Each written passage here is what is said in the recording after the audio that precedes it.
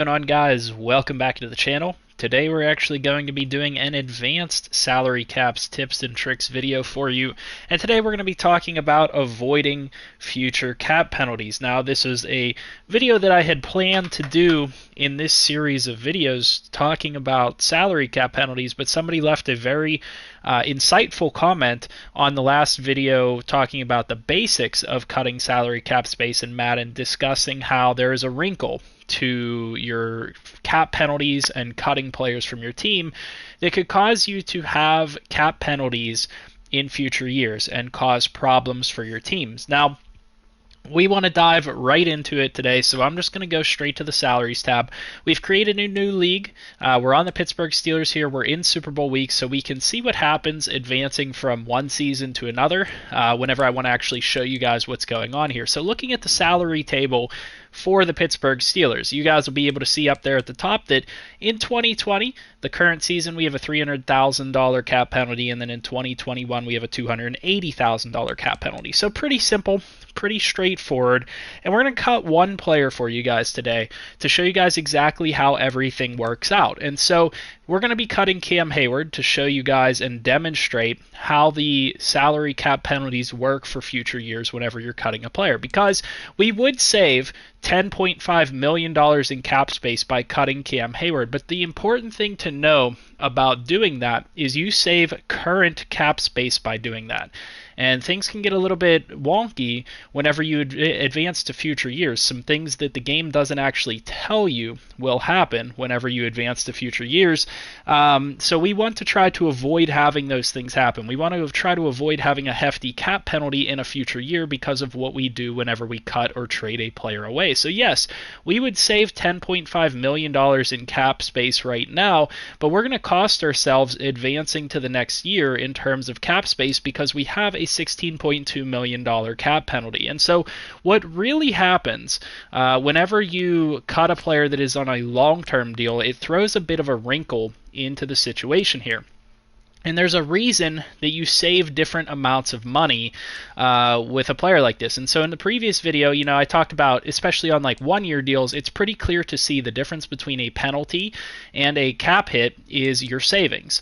But for Cam Hayward, for example, their salary is $14.6 million in this season, but he has a penalty of $16.2 million.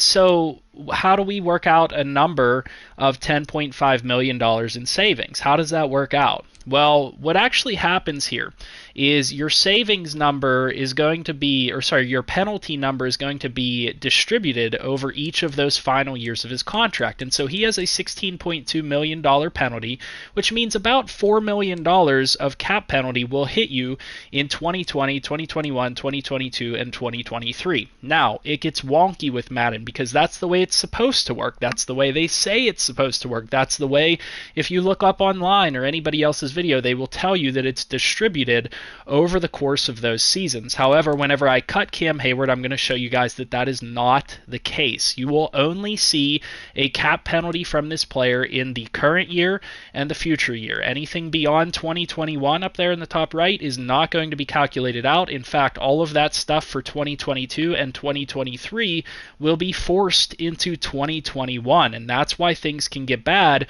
whenever you're trading players away and cutting players, because yeah, I'll save $10.5 million in cap space right now, but I'm likely to get a $12 million cap penalty in 2021 for releasing this player. And so I'll show you guys exactly how this works. So remember those numbers up at the top, about $300,000 each, 16 mil over 4 years. So in 2020, we're going to go up to about $4 million in cap penalty, and in 2021, you're going to take $12 million and add it onto your cap penalty, and that's about how it's going to work out. So let's go ahead and cut Cam Hayward here, back out so that it will refresh our salary numbers, and then hop right back in. And so you guys can see exactly what I said up at the top. We went to $4 million in 2020 and $12 million in 2021. Now that's not how it's supposed to work. $4 million from 2021 is supposed to go to 2022, and an additional $4 million is supposed to go to 2023. But because Madden's system doesn't calculate further than 1 year out, all of those future years of cap penalty will be pushed into the next year of your salary cap situation. That can be incredibly problematic because, yeah, we were saving $10 million in cap space right now by cutting Cam Hayward, but we're going to go to the offseason now, which is where you actually need that money at, and we're going to have basically negative cap space from releasing him because all 12 million of that got pushed into 2021 because it can't calculate past one future year. So, we have a couple of other guys. This is especially prevalent with guys on long-term contracts and rookie contracts and things like that, because, guys like Alex Highsmith, Chase Claypool, rookies and stuff like that, if you choose to part ways with them, all of these years, 2022 and on, or that cap penalty for those years is going to get pushed into 2020. So you have to remember that the way that they're trying to calculate it, they're trying to split the bonus over every single year of the contract, but the system ends up pushing all of that extra bonus money into the second year. And I want to show you guys exactly what I mean, because I'm going to advance here in a second, and we're going to see 12 million in cap penalty for 21, and we're going to see 0 for 2022 because the game can't calculate past a single year. So let's go ahead and advance 1 week just so that we guys can show you that double check, so you guys know that I'm not pulling your chain or anything like that. So we go to the salaries table now, and you can see that in 2020 we have 12.4 mil in penalty and 0 penalty in 2021. That is absolutely crucial to know whenever you are thinking about cutting or trading a player that has years left on their contract. I would say beyond 2 years left on their contract. Anything beyond that next year is going to get sucked into next year's salary table and cause you cap penalty problems. It's absolutely crucial that you guys understand that and recognize that there is this intricate detail going on here that it's supposed to be calculating it a certain way. Everybody thinks it calculates it a certain way, but that's not actually how it plays out in reality. I have looked up all of the data online, and everybody says the same thing. Everybody says, that money gets pushed over the years of their contract. Well, I just proved over 4 years you get $4 million in penalty for Cam Hayward in 2020, and then the rest of that gets pushed to 2021. And you can actually see that the system right now, the way that it is messed up, is calling this year 2020.